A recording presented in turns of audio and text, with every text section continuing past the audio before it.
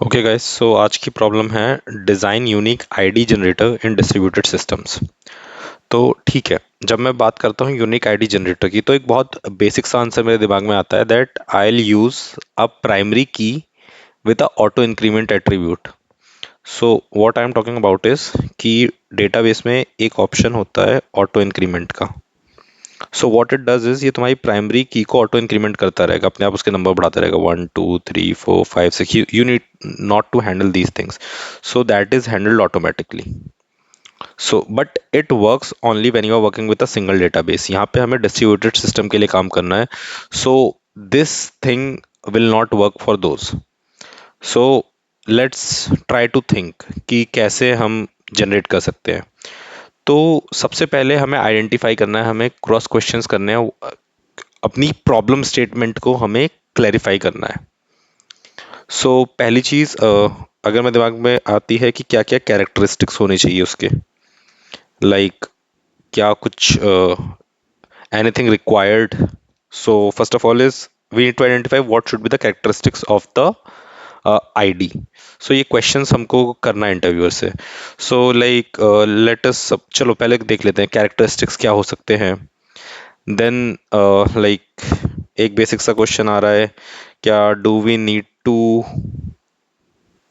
Increment by one, increment ID by one each time. So what it does is, जैसे कि मैंने अभी बात किया ना ऑटो इंक्रीमेंट में बढ़ता रहता है, तो क्या हमें कुछ उसी टाइप की आईडी बनानी है कि वो हर बार वन से ही बढ़े।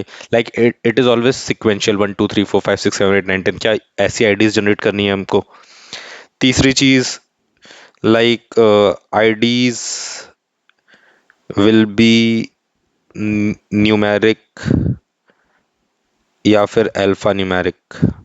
लाइक कुछ ऐसी रिक्वायरमेंट है क्या कि आईडी एक स्ट्रिंग होनी चाहिए या नंबर होना चाहिए। सो दैट इज अनदर क्वेश्चन।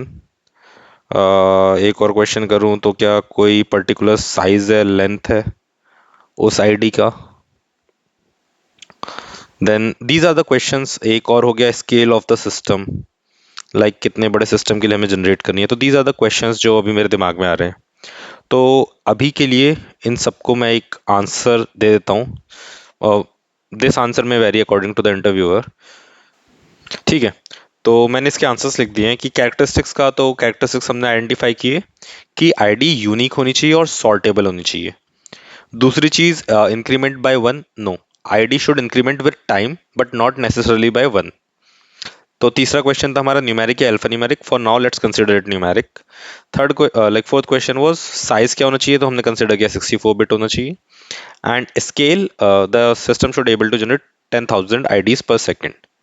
ठीक है, तो ये हमारी रिक्वायरमेंट्स हैं। तो अब let's try to make some high level design.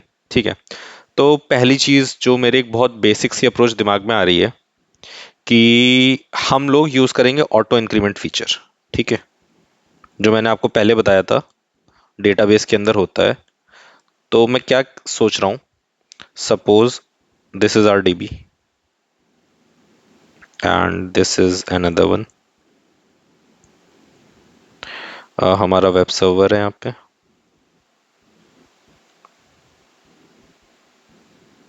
तो क्या करते हैं, let's try to generate the IDs. तो क्या होगा, आईडीज हमारी जनरेट होती है 1 2 3 4 5 6 पे। तो इंस्टेड ऑफ दिस मैं क्या करता हूँ कि हमारे पास दो है ना, तो I will ask my first DB to generate only odd IDs, 1 3 5 7 and so on. And similarly I last the other one to generate even IDs, 2 4 6 8 and so on. तो अगर आप यहाँ पे देखोगे तो हमारी लाइक ठीक है, ये काम हो जाएगा, इसमें कोई प्रॉब्लम नहीं है। तो आईडीज तो हमारी जनरेट हो गई।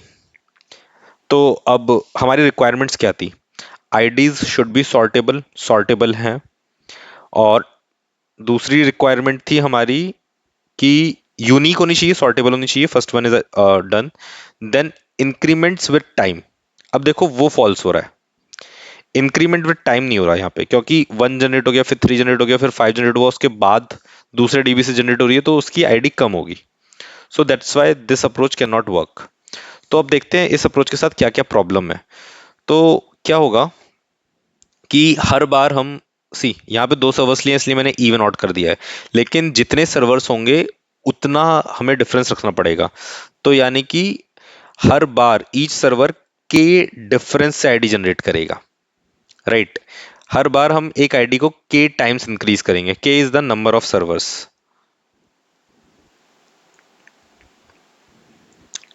ठीक है। तो जब हमको सर्वर्स लाइक ऑटो स्केल होंगे, जब हमको स्केलिंग करनी पड़ेगी, तो वहां पे ये आईडीज प्रॉब्लम क्रिएट करेंगी, मतलब स्केलिंग इश्यूज, ठीक है। Issues while servers are added or removed, at that time this logic will create an issue, right। दूसरा क्या है, does not increase with time, वो मैंने बता ही दिया। हो सकता है पहला सर्वर पहले चार पांच आईडी जनरेट कर दे, उसके बाद दूसरा सर्वर जनरेट करे, तो उस केस में नहीं होगा। So these are the issues with this approach, so this won't work. इस अप्रोच को हम कहते हैं multi master application, multi master replication। So this was the first thought which came into my mind and this won't work। ठीक है, ठीक है। तो हमारी पहली अप्रोच तो फेल हो गई है, अब हम अपनी दूसरी अप्रोच पे चलते हैं। तो जो दूसरी चीज मेरे दिमाग में आ रही है, यूयूआईडी। अगर आप लोग को नहीं पता यूयूआईडी क्या होती है, तो like it is a unique ID which like, हाँ ठीक है, ये कोलिजन नहीं होगी, it is like unique, right. So it looks like something 09C13 something, then again it comes 50B4 ऐसे करके होती है। तो इसकी क्या क्या चीजें हैं, ठीक है। तो सबसे पहली बात मैं बताऊं, अगर हम यूयूआईडी यूज करते हैं तो इसके फायदे होंगे कि generation is simple, okay, generation is simple, no coordination required between multiple servers, no coordination required between multiple servers, ठीक है। अब अगर आपके पास सर्वर वन है और सर्वर टू है, ये भी एक यूयूआईडी जनरेट कर रहा है और ये भी एक यूयूआईडी जनरेट कर रहा है, तो इसकी अलग होंगी, इसकी अलग होंगी, इसको इससे कांटेक्ट करने की कोई जरूरत नहीं है कि तुमने कौन सी जनरेट करी। So these both are independent of each other, independent of each other, ठीक है। तो हाँ, देखा जाए तो it is a very good solution, हमारे सारे काम इससे हो रहे हैं। तो लाइक इजी टू स्केल, क्योंकि अभी बताया, आप शायद S3 भी ऐड कर दोगे तो वहां पे भी एक यूनिक आईडी ही जनरेट होगी, तो स्केलिंग इश्यूज नहीं आएंगे। तो it is a very good solution. But अब मैं अपनी रिक्वायरमेंट्स के हिसाब से बात करूं तो जो इसकी आईडीज जनरेट होती है वो 128 बिट की होती है, बट रिक्वायरमेंट हमारी 64 की थी, राइट। तो ये एक फेलियर है। तो पहली चीज ये हो गई। दूसरी हो गई, do not increase with time.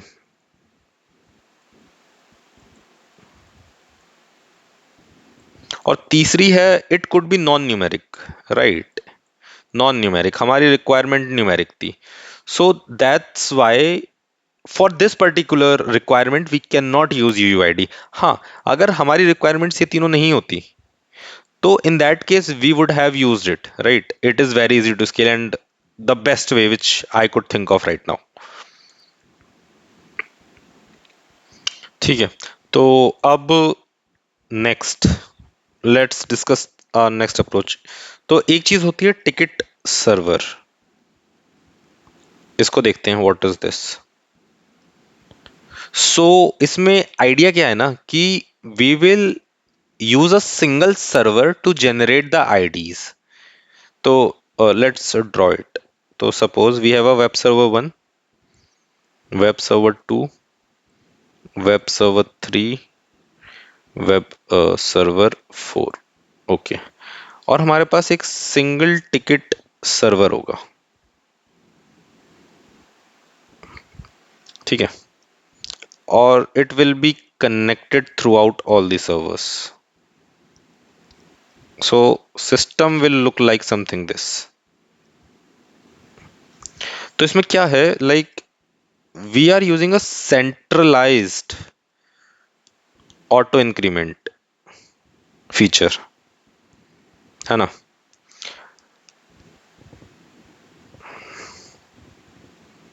In a single dB, तो हम एक ही से जनरेट करेंगे और उसको अलग अलग वेब सर्वर से जोड़ देंगे।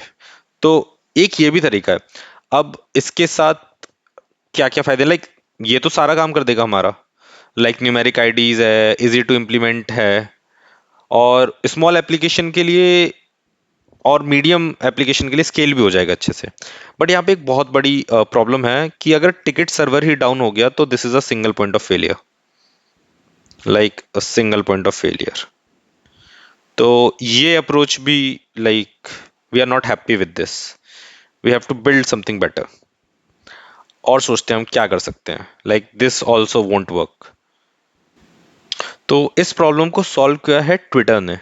ट्विटर यूज स्नोफ्लेक, अगर आपने नाम सुना हो तो Snowflake it uses. Let's discuss what is Snowflake, ये अप्रोच क्या करती है। तो ठीक है, पहले हम अपनी रिक्वायरमेंट्स देखते हैं क्या था। हमारी रिक्वायरमेंट्स थी कि 64 बिट आईडी जनरेट करनी है, राइट। तो ट्विटर ने क्या किया, they use a divide and conquer approach. So suppose like this is our ID, तो ये हमारी 64 बिट की आईडी है। तो सबसे पहले तो उसने एक बिट रिजर्व कर ली, उसने ये बिट रिजर्व कर ली, like for future use it could be 0 और 1। लाइक 0 1 दिखाता है हमारा साइंड है कि अनसाइंड नंबर है, तो उसके लिए उसने पहली बिट रिजर्व कर ली। उसके बाद उसने नेक्स्ट 41 बिट्स यूज करी है टाइम स्टैम्प के लिए, ठीक है। उसने अगली 41 बिट्स टाइम स्टैम्प के लिए स्टोर कर ली। उसके बाद डेटा सेंटर आईडी, उसने 5 बिट डेटा सेंटर के लिए रख लिए कि how to identify a data center. Then next 5 bits उसने रख ली मशीन आईडी,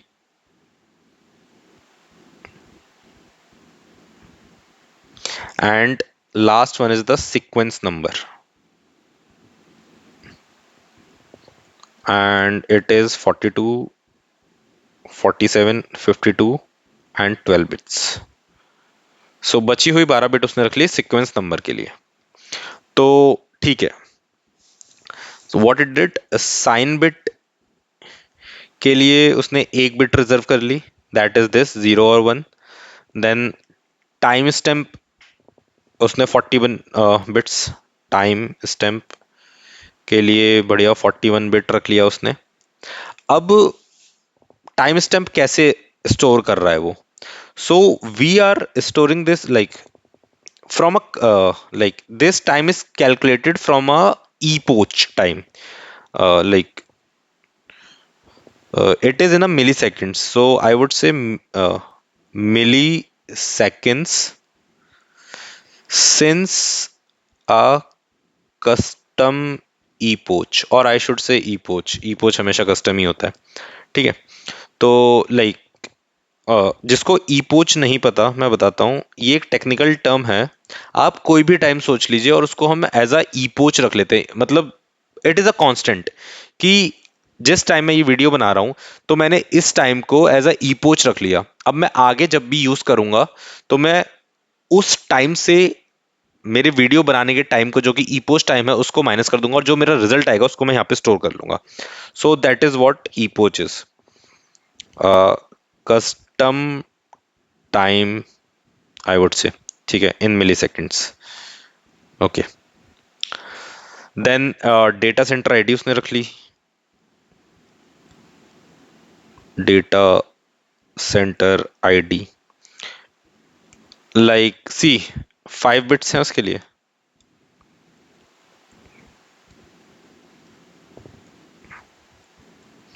तो up to 2 to the power 5 I would say 32 data centers. Okay, then machine ID again 5 bits, यहाँ पे भी this could go up to 32 machine IDs, right. And the last one is sequence number. तो इसके लिए उसने रख लिया 12 bits. Like sequence number is something you can increment it by one, like for every id generated on that machine या process, sequence number should be incremented by one. So like this is the approach by which you can generate a unique id. ठीक है, इसको एक example से समझ लेते हैं। देखिए इसमें सबसे इंपॉर्टेंट कोर जो इंपॉर्टेंट बिट्स हैं वो ये 41 बिट्स हैं टाइम स्टैम्प की। तो इसको समझते हैं हाउ इट वर्क्स। तो टाइम स्टैम्प, ठीक है। So we are having 41 with its, ठीक है, 41 बिट्स का है। तो 00100 इसकी बाइनरी रिप्रेजेंटेशन कुछ ऐसी होगी, ठीक है, समथिंग लाइक दिस। तो ये हमारी बिट्स में है 41 बिट्स की टाइम स्टैम्प। तो सबसे पहले हमको क्या करना है, the first part is to convert it to a decimal. Okay, तो इसको डेसिमल में कन्वर्ट कर लेते हैं। कोई भी रैंडम नंबर लिख रहा हूं मैं यहाँ पे, like suppose this is it, this is a conversion of this timestamp into milliseconds. Like decimal में मैंने उसको चेंज कर लिया। प्लस उसमें एक ईपोच ऐड कर देंगे हम लोग। ईपोच एक रैंडम टाइम था जो हमने मान लिया है और एज अ कांस्टेंट रख लिया कि हमेशा इसी टाइम से कंसीडर करेंगे। उसको इसमें ऐड कर देता हूं, लेट अस से सम नंबर, तो कुछ ऐसे। तो जब हम इन दोनों को ऐड करेंगे तो हमारा नंबर बन जाएगा, ठीक है। जब हमने इन दोनों को ऐड कर दिया तो ये हमारा लाइक, ठीक है, तो हमारा ये नंबर बन गया। ओके, इन दोनों को ऐड करने के बाद तो like this is in milliseconds. तो now what we can do is we can convert this millisecond, convert millisecond into UTC time. तो हमारा कुछ आ जाएगा April 9, 2020 31 UTC। So that's how this timestamp works. So ठीक है, I hope समझ में आया होगा कि कैसे हम एक unique ID generator for distributed system बना सकते हैं। तो let me know if you have any questions. और ठीक है, थैंक्स एवरीवन।